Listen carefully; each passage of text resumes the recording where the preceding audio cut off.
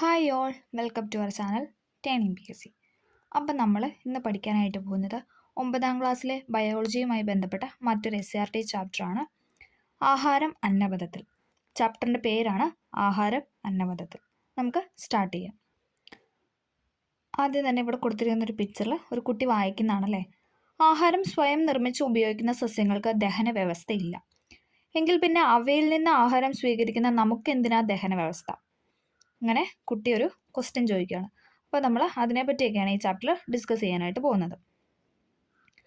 നാം കഴിക്കുന്ന ആഹാര പദാർത്ഥങ്ങളെല്ലാം അതേപടി ശരീരത്തിലേക്ക് ആഗിരണം ചെയ്യപ്പെടുന്നില്ലെന്ന് നമുക്കറിയാം അല്ലേ. അതേപടി അല്ല അല്ലേ ശരീരം ആവശ്യമായ ഘടകങ്ങളൊക്കെ ഓരോരോ അവയവങ്ങൾ വലിച്ചെടുക്കും. നമ്മളതൊക്കെ കഴിഞ്ഞ ക്ലാസ്സിൽ ഡീറ്റെയിൽ ആയിട്ട് പഠിച്ചതാണ്. സങ്കീർണമായ ആഹാര പദാർത്ഥങ്ങളെ ആഗിരണത്തിന് ഉതകുന്ന തരത്തിൽ ലഘു ഘടകങ്ങളാക്കി മാറ്റുന്ന പ്രക്രിയയാണ് ദഹനം അഥവാ ഡൈജഷൻ. സങ്കീർണമായ ആഹാരപദാർത്ഥങ്ങളെ ആഗിരണത്തിന് ഉതകുന്ന തരത്തിൽ ലഘു ഘടകങ്ങളാക്കി മാറ്റുന്ന പ്രക്രിയയാണ് ദഹനം അഥവാ ഡൈജഷൻ. നമുക്കതിങ്ങനെ ഓരോന്നോരോന്നോട്ട് നോക്കാം. നമുക്കറിയാലേ, ദഹനം സ്റ്റാർട്ട് ചെയ്യുന്ന എവിടെ വെച്ചിട്ടാണ്? വായയിൽ വെച്ചിട്ടാണ് അല്ലേ. വായയിൽ വെച്ച് ആഹാരത്തിന് എന്തൊക്കെ മാറ്റങ്ങളാണ് സംഭവിക്കുന്നത് അല്ലെ. വായയിൽ വെച്ചിട്ട് ഉമിനീരുമായിട്ട് കലരുന്നു. അതോടൊപ്പം എന്താണ്, നമ്മൾ നന്നായിട്ട് ചവച്ചരയ്ക്കുന്നുണ്ട് അല്ലേ. നമ്മൾ ചവച്ചരച്ചാണ് ആഹാരം കഴിക്കുന്നത്. ആഹാരം നന്നായി ചവച്ചരയ്ക്കുന്നതിന് അനുയോജ്യമായ ഘടനയും ക്രമീകരണവുമാണ് പല്ലുകൾക്ക് ഉള്ളത്. പല്ലുകളുടെ ക്രമീകരണത്തെ സംബന്ധിച്ച ചിത്രീകരണം വിട്ടുപോയ ഭാഗങ്ങൾ എഴുതാനാണ് പറഞ്ഞത്. ഉളിപ്പല്ല്, ദെൻ കോമ്പല്ല്, അഗ്രചർവണകം, ചർവണം അല്ലേ. നമ്മുടെ വായിൽ 4 ടൈപ്പ് ഓഫ് പല്ലാണ് കൊടുത്തിരിക്കുന്നത്. ഉളിപ്പല്ല് എന്താണ്? ആഹാരം കടിച്ചു മുറിക്കുന്നതിന് സഹായിക്കുന്നു അല്ലേ. കടിച്ചു മുറിക്കും. ഉളിപ്പല്ലെന്ന് പറഞ്ഞാൽ നമ്മുടെ ഫ്രണ്ടിലുള്ള അല്ലേ 4 പല്ലിനാണ് നമ്മൾ ഉളിപ്പല്ലെന്ന് പറയുന്നത്. അതെന്ന് പറഞ്ഞാൽ ആഹാരം കടിച്ചല്ലേ, നമ്മളിപ്പോൾ ഒരു ആപ്പിളോ അല്ലെങ്കിൽ ഒരു പേരക്കൊക്കെ ഇട്ട് അല്ലെ നമ്മൾ കടിച്ചല്ലേ, മാങ്ങ അങ്ങനെയുള്ള സാധനങ്ങളൊക്കെ നമ്മൾ കടിച്ച് പറിക്കുന്നത് അല്ലേ, കടിച്ച മുറിക്കുകയാണ്, ആ പീസാകുന്നു. അതിന് വേണ്ടിയിട്ടാണ് ഉളിപ്പല്ലെന്ന് പറഞ്ഞത്. കോമ്പൽ എന്തിനാണ്? കടിച്ച് കീറാൻ അല്ലേ. നമ്മൾ ചിക്കനൊക്കെ കടിച്ച് ചെയ്യുമ്പം അല്ലേ നമ്മൾ കടിച്ച് കീറുകയാണ്. അപ്പോൾ അത് വെച്ചിട്ട് കണക്ട് ചെയ്യുക. പിന്നെ ചർവണമോ അഗ്രചർവണമോ എന്താണ്? നമ്മൾ ചവച്ചരയ്ക്കുന്നത് അല്ലേ. നമ്മൾ മോണയിൽ അണപ്പല്ല് വെച്ചിട്ടാണ് നമ്മൾ അങ്ങനെ ചവച്ചരയ്ക്കുന്നതെന്നൊക്കെ പഠിച്ചിട്ടുണ്ട്. ബാഹ്യഘടനയിലും ധർമ്മത്തിലും വ്യത്യസ്തങ്ങളുണ്ടെങ്കിലും ആന്തരഘടനയിൽ വിവിധ പല്ലുകൾ തമ്മിൽ ഒട്ടേറെ സമാനതകളുണ്ട് അല്ലേ. എല്ലാം നമ്മൾ ചവച്ചരയ്ക്കാനായിട്ട് യൂസ് ചെയ്യുന്നതാണ് പല്ലുകൾ എന്ന് പറയുന്നത്. ഓക്കെ, നമുക്കിത് നോക്കാം. പല്ലുകളുടെ ആന്തരഘടനയിലെ സമാനത, ധർമ്മത്തിലുള്ള വ്യത്യാസം എന്നിവയെക്കുറിച്ച് കുറിപ്പ് തയ്യാറാകാനൊക്കെ പറഞ്ഞിട്ടുണ്ട്. ഇനി ഇതേ കോമ്പല്ലും ചർവണകവും 2 പല്ല് അല്ലേ, നമ്മുടെ 2 ടൈപ്പ് പല്ല് കൊടുത്തിട്ടുണ്ട്. നമുക്കൊന്ന് നോക്കാം. കോമ്പല്ലിന് ഫസ്റ്റ് ദേ ദന്ത മകുടം എന്ന് പറഞ്ഞിട്ടൊരു പോയിന്റ് ഉണ്ട്. അതോടൊപ്പം ദന്തഗളം, ദന്തമൂലം, അത് തന്നെയാണ് ചർവണകം പല്ലിനും ഉള്ളത്. പക്ഷെ ആ സ്ട്രക്ചറിലാണ് വ്യത്യാസം അല്ലേ. ആ ഇരിക്കുന്ന ആ പല്ലിൻ്റെ ആ ഒരു സ്ട്രക്ചറിലാണ് വ്യത്യാസം. ഇനാമൽ എന്താണ്? വെള്ള നിറം അല്ലെ. നമ്മുടെ പല്ലിന് വെള്ള നിറം അല്ലെ. നമ്മുടെ പല്ലെല്ലാം വെളുത്തല്ല ഇരിക്കുന്നത്. അപ്പോൾ വെള്ള നിറം കടുപ്പമേറിയ ഭാഗമാണ്, നിർജീവമാണ്. ഇനാമൽ എന്ന് പറയുന്ന ഭാഗത്തിന് എന്താണ്? വെള്ള നിറമാണ് അല്ലെ. നമ്മൾ പഠിച്ച മനുഷ്യശരീരത്തിലെ ഏറ്റവും കടുപ്പമേറിയ ഭാഗമാണ് ഇതെന്ന് പറയുന്നത് ഇനാമൽ എന്ന് പറയുന്നത് അല്ലേ. പിന്നെ എന്താണ്? നിർജീവ വസ്തുവാണ്, നിർജീവമാണ് എന്ന് പറഞ്ഞാൽ ഇനാമൽ എന്ന് പറയുന്നത്. അടുത്ത പല്ലിൻ്റെ അടുത്ത ഘടനയാണ് ഡെൻറ്റേൻ. ഇത് രണ്ടും 2 സൈഡിലും കൊടുത്തിട്ടുണ്ട്. കോമ്പല്ലിൻ്റെ ആണെങ്കിൽ എന്താണ്? ഇനാമൽ ഇതാണ്. ദെൻ നമ്മുടെ ചർവണകത്തിനാണ് ഇവിടെ ഇതുണ്ടോ ഈ പോർഷൻ. അങ്ങനെ രണ്ടും അടയാളപ്പെടുത്തിയിട്ടുണ്ട്. ഓക്കെ, അടുത്താണ് ഡെൻറ്റേൻ. പല്ല് നിർമ്മിച്ചിരിക്കുന്ന ജീവനുള്ള കലയാണ് ഇതെന്ന് പറയുന്നത് ഡെൻറ്റേൻ എന്ന് പറയുന്നത്. ഇതാണ് ഡെൻറ്റേൻ. ഈ യെല്ലോ പോർഷനിൽ കാണുന്നതാണ് ഡെൻറ്റേൻ. ഓക്കെ, പല്ല് നിർമ്മിച്ചിരിക്കുന്ന ജീവനുള്ള കലയാണ് ഡെൻറ്റേൻ. ഇത് രണ്ടും ചോദിച്ചിട്ടുണ്ട്. മനുഷ്യശരീരത്തിലെ ഏറ്റവും കടുപ്പമേറിയ ഭാഗമാണ് ഇനാമൽ, അത് ചോദിച്ചിട്ടുണ്ട്. അതോടൊപ്പം ഡെൻറ്റേൻ, പല്ല് നിർമ്മിച്ചിരിക്കുന്ന ജീവനുള്ള കലയുടെ പേര് ചോദിച്ചിട്ടുണ്ട്, ഡെൻറ്റേൻ. അടുത്ത പൾപ്പാണ്. ദേ നടുക്കല, ഏറ്റവും അകത്തായിട്ട് കാണപ്പെടുന്നത് അല്ലേ. പൾപ്പ് ക്യാവിറ്റിയിൽ കാണുന്ന മൃദുവായ യോജക കലയാണ് പൾപ്പ് എന്ന് പറയുന്നത്. രക്തക്കുഴലുകളും ലിംഫ് വാഹികളും നാഡീതന്തുക്കളും കാണപ്പെടുന്നു. അപ്പോൾ പൾപ്പിനകത്താണ് എന്തെന്ന് പറയുന്നത്? രക്തക്കുഴലുകളും ലിംഫ് വാഹികളും നാഡീതന്തുക്കളും. രക്തക്കുഴൽ, ലിംഫ് വാഹികൾ, അതോടൊപ്പം നാഡീതന്തുക്കളൊക്കെ കാണപ്പെടുന്നത് എവിടെയാണെന്ന് ചോദിച്ചു കഴിഞ്ഞാൽ പൾപ്പിലാണ്. പൾപ്പ് ക്യാവിറ്റിയിൽ കാണുന്ന മൃദുവായ യോജക കലയാണ് ഇതെന്ന് പറഞ്ഞാൽ പൾപ്പ്. പൾപ്പ് എന്ന് പറയുന്ന ഒരു യോജക കലയാണ് അല്ലേ. അടുത്താണ് സിമൻറ്റം. സിമൻറ്റ് നമുക്ക് കണക്ട് ചെയ്യാം അല്ലേ. നമ്മൾ വീടൊക്കെ പണിയുമ്പോൾ സിമൻറ്റ് തേക്കുന്നത് അതെന്താണ്? നല്ല ഉറപ്പിച്ച് നിർത്താൻ വേണ്ടിയിട്ടാണ്. അപ്പോൾ അത് വെച്ചിട്ട് നമുക്ക് ഇവിടെയും കണക്ട് ചെയ്യാം. മോണയിലെ കുഴികളിൽ പല്ലിനെ ഉറപ്പിച്ച് നിർത്തുന്ന കാൽസ്യം അടങ്ങിയ യോജക കലയാണ് എന്ന് പറഞ്ഞാൽ സിമൻറ്റ്. അപ്പോൾ പൾപ്പ് എന്ന് പറയുന്ന ഒരു യോജക കലയാണ്, സിമൻറ്റം എന്ന് പറയുന്ന ഒരു യോജക കലയാണ്. ഓക്കെ, മോണയിലെ കുഴികളിൽ പല്ലിനെ ഉറപ്പിച്ച് നിർത്തുന്ന കാൽസ്യം അടങ്ങിയ യോജക കലയാണ് സിമൻറ്റം എന്ന് പറയുന്നത്. അപ്പം നമ്മൾ പല്ലിൻ്റെ 4 പാർട്ടാണല്ലോ പഠിച്ചത്: ഡെൻറ്റേൻ, ഇനാമൽ, പൾപ്പ്, സിമൻറ്റം. ഇനാമൽ എന്താണ്? വെള്ള നിറമാണല്ലേ. നമ്മൾ ഏറ്റവും പുറമേ ഉള്ള പാളിയാണല്ലേ. ഇനാമൽ എന്ന് പറയുന്നത്. കടുപ്പമേറിയ ശരീരത്തിലെ ഏറ്റവും കടുപ്പമേറിയ ഭാഗമാണ് ഇനാമൽ. നിർജീവമാണ്. അടുത്താണ് ഡെൻഡേൻ. ഡെൻഡേൻ എന്താണ്? പല്ല് നിർമ്മിച്ചിരിക്കുന്ന ജീവനുള്ള കല. പൾപ്പ് എന്താണ്? പൾപ്പ് ക്യാവിറ്റിയിലാണ് കാണപ്പെടുന്നത്. അതൊരു മൃദുവായ യോജക കലയാണ്. രക്തക്കുഴല്, ലിംഫ് വാഹി, നാഡീതന്തുക്കൾ ഇതൊക്കെ കാണപ്പെടുന്നത് എവിടെയാണെന്ന് വെച്ചാൽ പൾപ്പിലാണ്. അടുത്താണ് സിമന്റം. മോണയിലെ കുഴികളിൽ പല്ലിനെ ഉറപ്പിച്ച് നിർത്തുന്ന കാൽസ്യം അടങ്ങിയ യോജക കലയാണ് സിമന്റം എന്ന് പറയുന്നത്. ഓക്കെ, അപ്പോൾ നമ്മൾ രണ്ട് ടൈപ്പ് ഓഫ് പല്ലെടുത്ത് രണ്ടിൻ്റെയും ആ ഒരു ഭാഗങ്ങളെ പറ്റിയാണ് ഡിസ്കസ് ചെയ്തത്. ക്ലിയർ ആണെന്ന് പ്രതീക്ഷിക്കുന്നു. ആഹാര പദാർത്ഥങ്ങളെ ചെറുകണികകളാക്കുന്നതിൽ പല്ലുകളുടെ ഘടന എത്രമാത്രം യോജിച്ചതാണെന്ന് ബോധ്യമായല്ലോ. ഈ പ്രക്രിയയിൽ നാക്കിന്റെ പങ്കെന്താണ്? ഭക്ഷണ പദാർത്ഥങ്ങളെ ഉമിനീരുമായി കൂട്ടിക്കലർത്തുന്നതും പല്ലുകൾക്ക് ചവച്ചരയ്ക്കുന്നതിന് വേണ്ട സഹായം ചെയ്യുന്നതും നാക്കാണ്. എന്താണ്? ഭക്ഷണ പദാർത്ഥങ്ങളെ ഉമിനീര് അല്ലേ, നമ്മുടെ നാക്കിൽ നിന്നാണല്ലേ ഒരു കലർത്തി അല്ലെ, നാക്കിങ്ങനെ ഇങ്ങനെ നമ്മൾ വായിലിട്ടല്ലേ, അങ്ങനെ വരുമ്പോഴാണ് എന്ന് പറയുന്നത് കൂടി കലർത്തുന്നു. പല്ലുകൾക്ക് ചവച്ചരയ്ക്കുന്നതിന് വേണ്ട സഹായം ചെയ്യുന്നത് നമ്മുടെ നാക്കാണ്. കൂടാതെ രുചി അറിയാൻ നാക്കിലെ സ്വാദുമുകുളങ്ങൾ സഹായിക്കുന്നു അല്ലെ. നമുക്കറിയാം കയ്പ്, എരിവ്, പുളി, ഉപ്പ് രുചി ഇതൊക്കെ അറിയാൻ വേണ്ടിയിട്ട് നാക്കിൽ ഓരോ മുകുളങ്ങളുണ്ട്. ഭക്ഷണം ചവച്ചരയ്ക്കുന്നതിനും അന്നനാളത്തിലേക്ക് കടത്തിവിടുന്നതിനും മുഖ്യ പങ്ക് വഹിക്കുന്ന നാക്കും പല്ലുകളും സംരക്ഷിക്കേണ്ടത് ആവശ്യകത ബോധ്യപ്പെട്ടല്ലോ എന്നാണ് പറയുന്നത് അല്ലേ.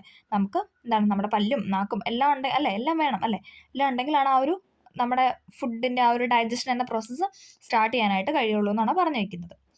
ഉമിനീരും ദഹനവും. നമ്മളിനി പറയാൻ പോകുന്നത് ഉമിനീരും ദഹനവും.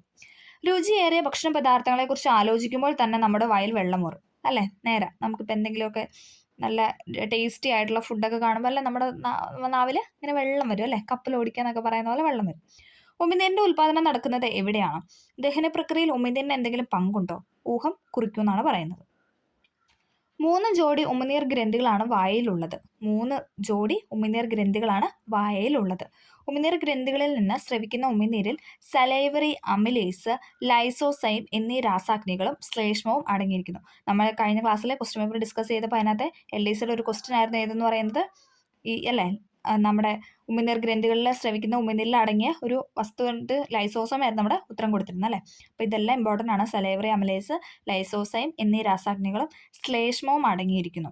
ഭക്ഷണത്തെ വിഴുങ്ങാൻ പാകത്തിൽ വഴുവഴുപ്പുള്ളതാക്കുന്ന ശ്ലേഷ്മമാണ് അല്ലേ. നമ്മുടെ നാട്ടിലെ ഇങ്ങനെ ഒരു വഴുവഴുപ്പ് രീതിയിൽ നമ്മുടെ ഫുഡിനെ ആക്കുന്നുണ്ട്. അതിന് ശേഷമാണല്ലോ നമ്മളത് ഇറക്കി വിടുന്നത്. ഭക്ഷണത്തിലൂടെ പ്രവേശിക്കുന്ന രോഗാണുക്കളെ ഒരു പരിധിവരെ നശിപ്പിക്കുന്നതിന് ലൈസോസൈം സഹായിക്കുന്നു. ഇതായിരുന്നു ആ ക്വസ്റ്റ്യൻ എന്ന് പറയുന്നത്.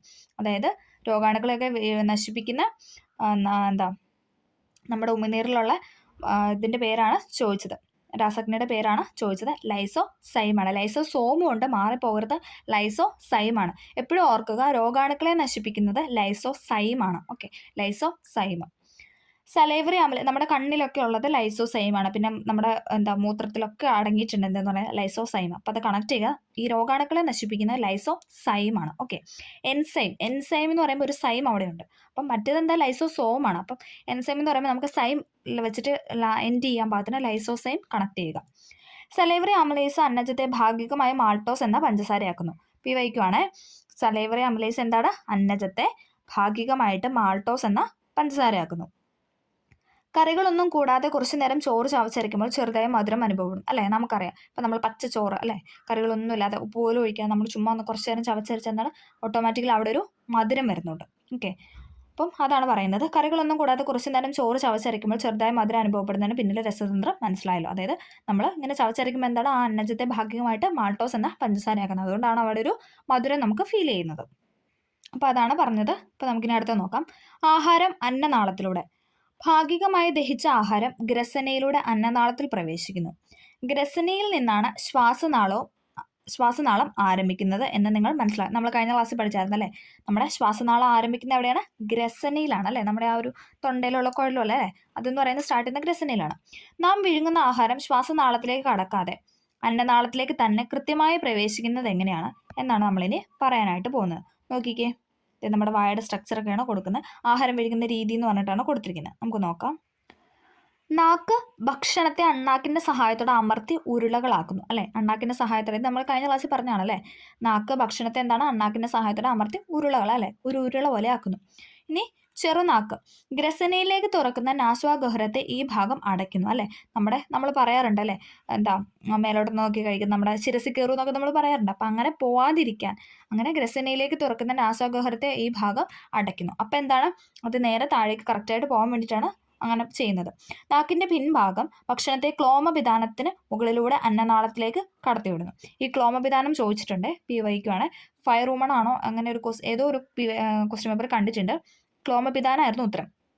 ശ്വാസനാളം മുകളിലേക്ക് ഉയർന്ന് ഈ ഭാഗം കൊണ്ട് അടയ്ക്കുകയാണ് ചെയ്യുന്നത്. ക്ലോമവിധാനം എന്താ ചെയ്യുന്നത്? ശ്വാസനാളം മുകളിലേക്ക് ഉയർന്നിട്ട് ആ ഭാഗം അടച്ച് നേരെ അന്നനാളത്തിലോട്ട് എന്താണ് നമ്മുടെ ഫുഡ് പോകാൻ വേണ്ടിയിട്ട് അങ്ങനെ ഒരു സൈക്ലിക് ഫോം ആക്കുന്നു. അതാണ് പറഞ്ഞത്. നാക്ക് ഭക്ഷണത്തെ അണ്ണാക്കിൻ്റെ സഹായത്തോടെ അമർത്തി ഉരുളകളാക്കുന്നു. ഗ്രസനിലേക്ക് തുറക്കുന്ന നാസാഗഹ്വരത്തെ ഈ ഭാഗം അടയ്ക്കുന്നു, അതായത് ചെറു നാക്ക് അടച്ചു വയ്ക്കുന്നു. നാക്കിൻ്റെ പിൻഭാഗം ഭക്ഷണത്തെ ക്ലോമവിധാനത്തിൻ്റെ മുകളിലൂടെ അന്നനാളത്തിലേക്ക് കടത്തിവിടുന്നു. ഓക്കെ, ക്ലോമവിധാനം ചെയ്യുന്നത് എന്താണ്? ശ്വാസനാളം മുകളിലേക്ക് ഉയർന്ന് ഈ ഭാഗം കൊണ്ട് അടയ്ക്കപ്പെടുന്നു. ഓക്കെ, അതാണ് നമ്മുടെ ഫുഡ് കഴിക്കുന്ന ആഹാരം വിഴുങ്ങുന്ന രീതിയെ കുറിച്ചാണ് പറഞ്ഞത്. ഭക്ഷണം കഴിക്കുമ്പോൾ സംസാരിക്കരുത് എന്ന് പറയുന്നതിൻ്റെ സാങ്കത്യം മനസ്സിലായില്ല അല്ലേ? നമ്മൾ ഫുഡ് കഴിക്കുമ്പോൾ സംസാരിക്കരുത് എന്നൊക്കെ പണ്ടുള്ളവരൊക്കെ പറയാറുണ്ടല്ലേ. പക്ഷെ നമ്മൾ സംസാരിക്കും, അതാണ് അതിൻ്റെ വേറൊരു കാര്യം. പക്ഷേ അങ്ങനെ ചെയ്യരുതെന്ന് പറയുന്നത് എന്താണ്? കറക്റ്റായിട്ട് നമ്മുടെ അന്നനാളത്തിലോട്ട് തന്നെ അല്ലേ കയറി ഫുഡ് കറക്റ്റായിട്ട് പോകാൻ വേണ്ടിയിട്ടാണ് അങ്ങനെ പറയുന്നത്, സംസാരിച്ചുകൊണ്ട് കഴിക്കരുതെന്ന്. ഭക്ഷണം ആമാശയത്തിലെത്തുന്ന അന്നനാള ഭിത്തിയുടെ തരംഗ രൂപത്തിലുള്ള ചലനം കൊണ്ടാണ്. നമ്മൾ പഠിച്ചിട്ടുണ്ടല്ലോ, ആ തരംഗ രൂപത്തിലുള്ള ചലനത്തിനാണ് പെരിസ്റ്റാൾസിസ് എന്ന് പറയുന്നത്. അത് ഇമ്പോർട്ടൻ്റ് ആണ്, PYQ ആണ്. ഭക്ഷണം ആമാശയത്തിലെത്തുന്ന അന്നനാള ഭിത്തിയുടെ തരംഗ രൂപത്തിലുള്ള ചലനം കൊണ്ടാണ്. ആ ചലനത്തെയാണ് നമ്മൾ പെരിസ്റ്റാൾസിസ് എന്ന് പറയുന്നത്. അതായത് ഇങ്ങനെ വൈബ്രേറ്റ് ചെയ്ത് ഇങ്ങനെ അല്ലെ തരംഗ രൂപത്തിൽ ഇങ്ങനെ പോയിക്കൊണ്ടിരിക്കും. അതിനാണ് നമ്മൾ പെരിസ്റ്റാൾസിസ് എന്ന് പറയുന്നത്. ഇവിടെ പിക്ചർ കൊടുത്തിട്ടുണ്ട് കണ്ട, അന്നനാളം ദെൻ ഓരോ ഇങ്ങനെ താഴേക്ക് ഇറങ്ങി അല്ലേ അതിൻ്റെ നല്ല ഉരുള പോലെ ഇരുന്ന പതുക്കെ നീളം പോലെയായി അല്ലേ, അങ്ങനെ പോകുന്ന സ്ട്രക്ചറാണ് ഇവിടെ കൊടുത്തിരിക്കുന്നത്. ആഹാരം ആമാശയത്തിൽ വായ്ക്കുള്ളിൽ വെച്ച് അല്പം മാത്രം ദഹിച്ച് അല്ലേ, നമ്മുടെ ദഹനം സ്റ്റാർട്ട് ചെയ്യുന്നത് നമ്മൾ വായലാന്ന് പറഞ്ഞല്ലേ. നമ്മൾ വായൽ ഉമിനീരുമായിട്ടുള്ള ശ്ലേഷ്മം കൂടി കലർന്ന് അത് വഴുവഴുപ്പുള്ളതാക്കുന്നു, ദെൻ പല്ല് വെച്ചിട്ട് നമ്മൾ കടിച്ച് അല്ലേ ചവച്ചരയ്ക്കുന്നു, അങ്ങനെയൊക്കെ പറഞ്ഞു. അപ്പോൾ സ്റ്റാർട്ട് ചെയ്യുന്നത് തന്നെ വായൽ വെച്ചിട്ടാണ്. അപ്പോൾ ഏകദേശം കുറച്ച് ഭാഗം അല്ലേ കുറച്ച് അല്പം മാത്രം ദഹിച്ച ആഹാര പദാർത്ഥങ്ങൾ എന്താണ് പിന്നെ നമ്മൾ ആമാശയത്തിൽ എത്തുന്നു. തരംഗ രൂപത്തിലുള്ള ചലനം മൂലം ആമാശയത്തിൽ എത്തപ്പെടുന്നു. ആമാശയത്തിലെ ദഹന പ്രക്രിയയുമായി ബന്ധപ്പെട്ട ചിത്രമാണ് ഇവിടെ കൊടുത്തിരിക്കുന്നത്. വലയപേശികളുണ്ട്, അതേ ആമാശയത്തിലെ പെരിസ്റ്റാൾസിസ് അല്ലേ. വലയപേശി ഏറ്റവും താഴെയായിരുന്നു, എന്താണ് കുറച്ച് ഇങ്ങനെ വലുതായി ഇതിങ്ങനെ ആ ഒരു ദഹനം എന്നുള്ള പ്രക്രിയയിലോട്ട് ഇങ്ങനെ കടന്നു അല്ലേ. ആ ഒരു ഫുഡിൻ്റെ സ്ട്രക്ചർ തന്നെ മാറി. ആമാശയത്തിലെ ശക്തമായ പെരിസ്റ്റാൾസിസ് ആഹാരത്തെ കുഴമ്പ് രൂപത്തിലാക്കുന്നു. ആമാശയത്തിന്റെ അവസാന ഭാഗത്തുള്ള പ്രത്യേകതരം വലയപേശികൾ ആഹാരം ആമാശയത്തിൽ വേണ്ടത്ര സമയം നിലനിർത്തുന്നു അല്ലേ. നമുക്കറിയാം നമ്മൾ പറയാറുണ്ട് ഫുഡൊക്കെ കഴിച്ചൊരു 3-4 മണിക്കൂർ കഴിഞ്ഞാൽ കിടക്കാവുള്ളൂ എന്നൊക്കെ പറയാറുണ്ട്. അതിൻ്റെ കാരണം എന്താണെന്ന് വെച്ചാൽ അത് ഡൈജഷൻ നന്നായിട്ട് ദഹിക്കാൻ വേണ്ടിയിട്ടാണ് അല്ലേ. അപ്പം എന്താണ്, ആമാശയത്തിൽ വെച്ച് കുറച്ച് സമയം അവിടെ തന്നെ അത് കിടക്കുന്നു. ആമാശയ ഭിത്തിയിൽ കാണപ്പെടുന്ന ഗ്രന്ഥികൾ സ്രവിക്കുന്ന ആമാശയ രസത്തിലെ ഘടകങ്ങൾ ദഹന പ്രക്രിയയിൽ വഹിക്കുന്ന പങ്ക് ചുവടെ നൽകിയിട്ടുണ്ട്. നമുക്ക് നോക്കാം. നോക്കിക്കുക, ആമാശയമാണ് കൊടുത്തിരിക്കുന്നത്. ആമാശയ രസത്തിലെ ഓരോ ഘടകങ്ങളാണ് കൊടുത്തിരിക്കുന്നത്. Pepsin enzyme, gastric lipase enzyme, hydrochloric acid, ശ്ലേഷ്മം. അപ്പോൾ നമുക്കിൻ്റെ ഓരോ ഘടകം എന്തൊക്കെ ചെയ്യുന്നു നമുക്ക് നോക്കാം. ആദ്യം പെപ്സിൻ എൻസൈം. ആമാശയ രസത്തിലുള്ള ഒരു എൻസൈമാണ് പെപ്സിൻ എൻസൈം എന്ന് പറയുന്നത്. പ്രോട്ടീനെ ഭാഗികമായി പെപ്റ്റോണുകളാക്കുന്നു. പെപ്സിനാണ് പ്രോട്ടീനെ പെപ്റ്റോൺ ആക്കുന്നത്. അപ്പോൾ ഒരു പാപ്പ ഒരു ഫ്ലോ ആണല്ലേ. പെപ്സിൻ എൻസൈമാണ് പ്രോട്ടീനെ പെപ്റ്റോണുകളാക്കുന്നത്, ഭാഗികമായിട്ട് പെപ്റ്റോണുകളാക്കുന്നു. പെപ്സിൻ എൻസൈമാണ് പ്രോട്ടീനെ ഭാഗികമായി പെപ്റ്റോണുകളാക്കുന്നു. റിപ്പീറ്റ് ചെയ്ത് പറയുന്നത് എന്താണെന്ന് വെച്ചാൽ ഇപ്പോൾ തരുന്ന എക്സാമ്പിളൊക്കെ എന്താണ് സ്റ്റേറ്റ്മെൻറ്റ് രൂപേണയാണ് തരുന്നത് അല്ലേ. പെപ്സിൻ എൻസൈം പ്രോട്ടീനെ ഭാഗികമായി പെപ്റ്റോണുകളാക്കുന്നു. അത് ശരിയോ തെറ്റോ? ആ സ്റ്റേറ്റ്മെൻറ്റ് ശരിയാണോ തെറ്റാണോ ചോദിച്ചാൽ ഉറപ്പായിട്ട് അത് പഠിച്ച ആൾക്കാർ അത് എഴുതാനായിട്ട് പറ്റത്തുള്ളൂ. അതുകൊണ്ടാണ് റിപ്പീറ്റ് ചെയ്ത് പറയുന്നത്. പെപ്സിൻ എൻസൈം എന്ന് പറയുന്നത് പ്രോട്ടീനെ ഭാഗികമായി പെപ്റ്റോണുകളാക്കുന്നു. അടുത്ത ഗ്യാസ്ട്രിക് ലിപ്പേസ് എൻസൈം. രണ്ടാമത്തെ എൻസൈമാണ് ഗ്യാസ്ട്രിക് ലിപ്പേസ് എൻസൈം. കൊഴുപ്പിനെ ഭാഗികമായിട്ട് ദഹിപ്പിക്കുന്നത് ഗ്യാസ്ട്രിക് ലിപ്പേസ് എൻസൈമാണ്. കൊഴുപ്പിനെ ഭാഗികമായിട്ട് ദഹിപ്പിക്കുന്നത് ഗ്യാസ്ട്രിക് ലിപ്പേസ് എൻസൈമാണ്.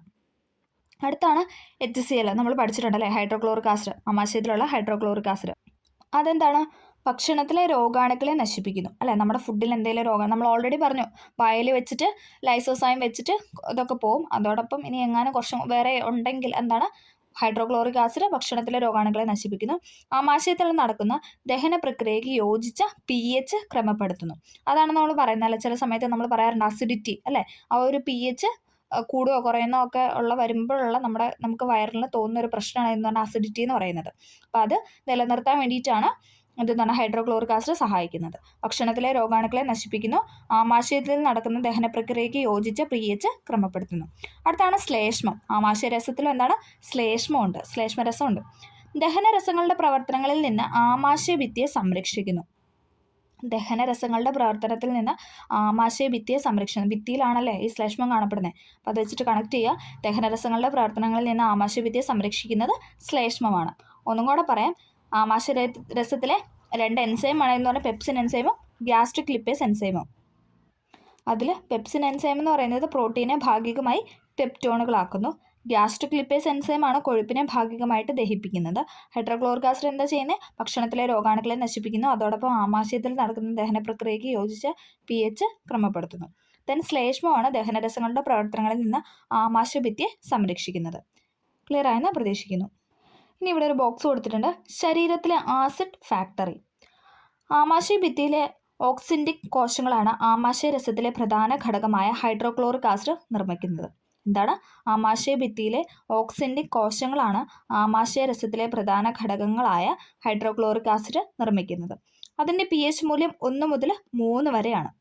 pH മൂല്യം എന്ന് പറയുന്നത് 1 മുതൽ 3 വരെയാണ്.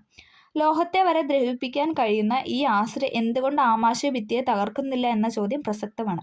ഹൈഡ്രോക്ലോറിക് ആസിഡ് വെച്ചിട്ട് എന്താണ് നമുക്ക് ലോഹത്തിനെ വരെ ദ്രവിപ്പിക്കാൻ പറ്റും, പക്ഷെ എന്തുകൊണ്ട് നമ്മുടെ ആമാശയഭിത്തിയെ തകർക്കുന്നില്ല എന്നതാണ് പറയുന്നത്. അവിടുത്തെ ആവരണ കലയിലെ സവിശേഷ കോശങ്ങൾ സ്രവിക്കുന്ന ശ്ലേഷ്മം. നമ്മൾ പറഞ്ഞു കോശഭിത്തിനെ സംരക്ഷിക്കുന്ന ആരാണ്? ശ്ലേഷ്മമാണ് അല്ലേ. ആ ശ്ലേഷ്മം ഇങ്ങനെ നമ്മളെ കോശഭിത്തിനെ സംരക്ഷിച്ച് വെക്കുന്നുണ്ട്. അവിടുത്തെ ആവരണ കലയിലെ സവിശേഷ കോശങ്ങൾ സ്രവിക്കുന്ന ശ്ലേഷ്മവും ബൈകാർബണേറ്റുമാണ് ആമാശയഭിത്തിയെ സംരക്ഷിക്കുന്നത്. ശ്ലേഷ്മം ആമാശയത്തിന്റെ ഉൾഭാഗത്തെ ആവരണം ചെയ്ത് ആസിഡിനെ ചേർക്കുന്നു. ക്ഷാരമായ ബൈകാർബണേറ്റ് ആസിഡിനെ നിർവീര്യമാക്കുന്നു.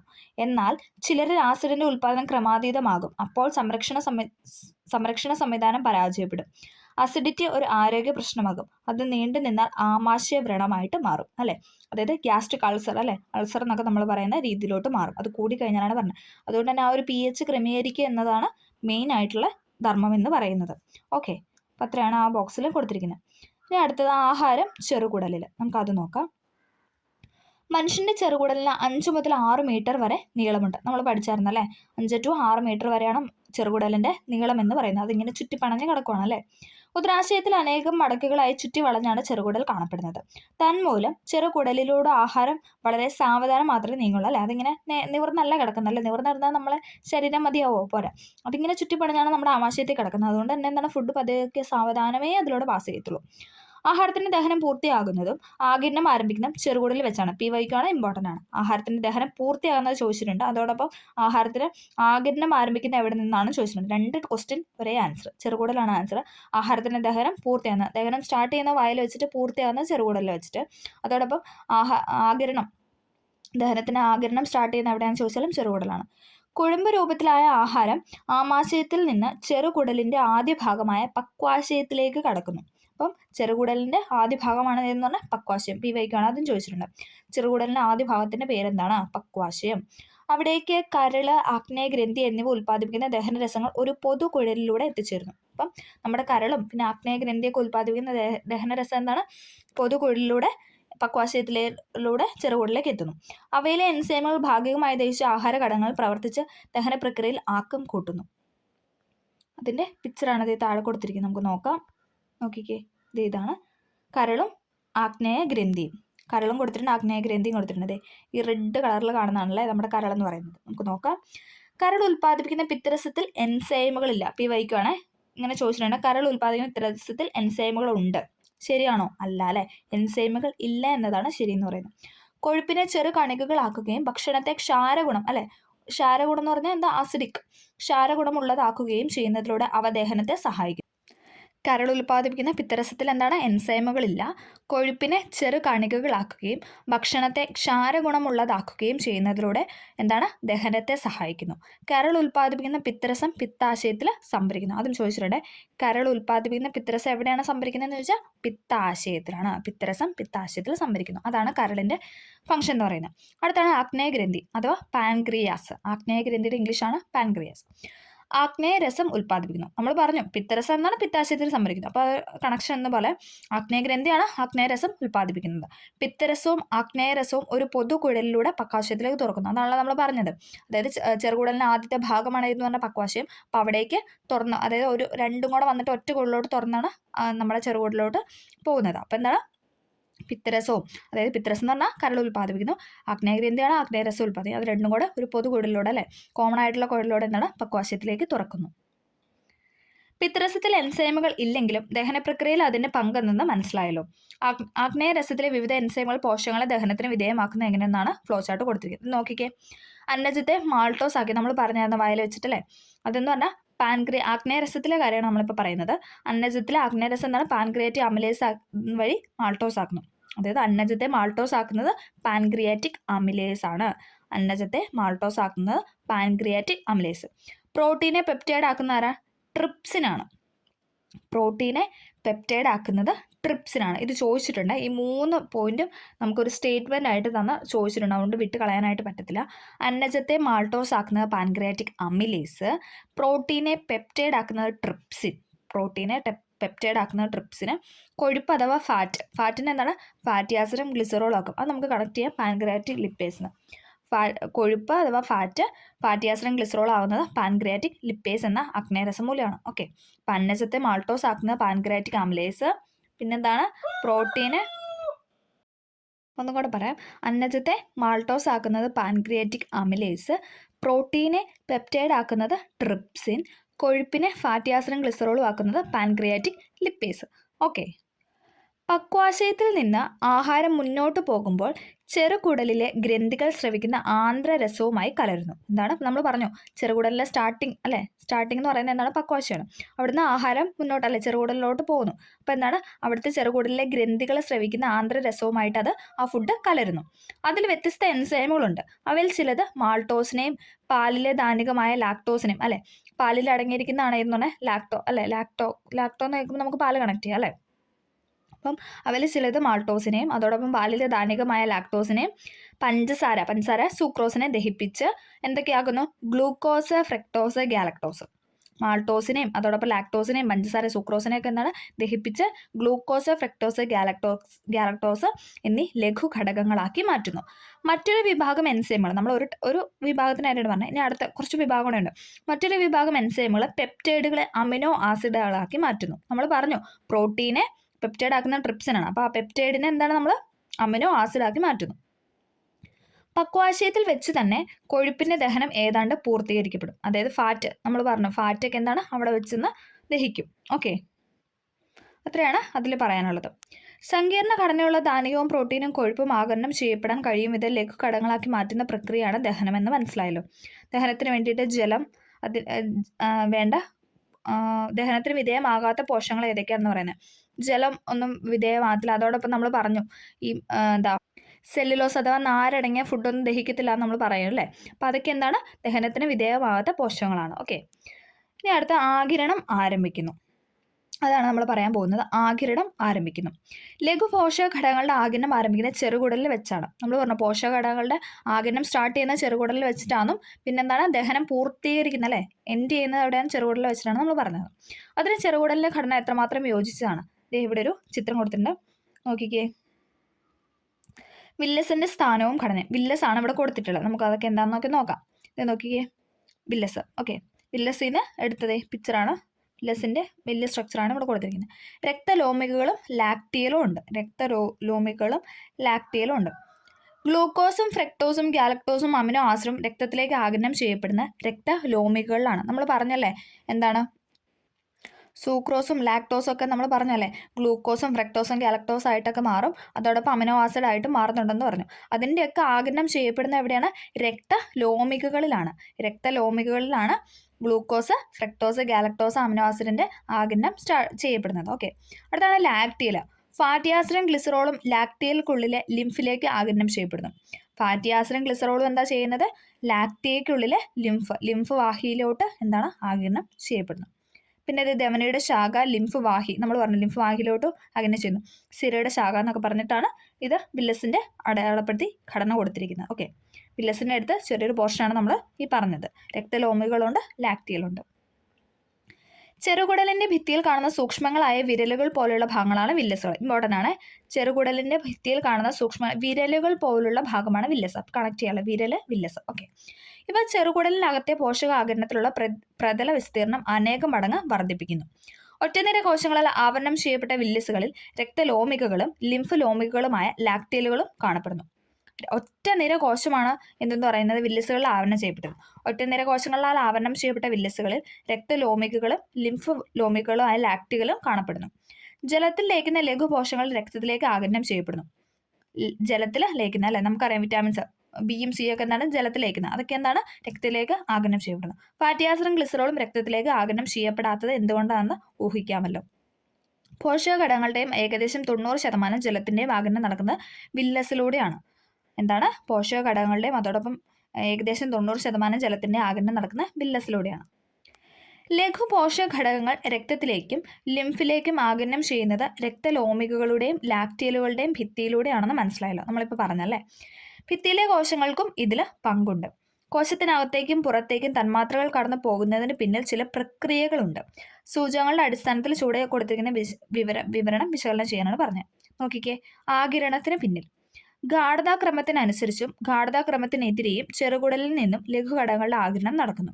തന്മാത്രകളുടെ ഗാഢത കൂടിയ ഭാഗത്തു നിന്ന് ഗാഢത കുറഞ്ഞ ഭാഗത്തേക്കുള്ള ഒഴുക്കാണ് സിമ്പിൾ ഡിഫ്യൂഷനും ഫെസിലിറ്റേറ്റഡ് ഡിഫ്യൂഷനും ഓസ്മോസിസും.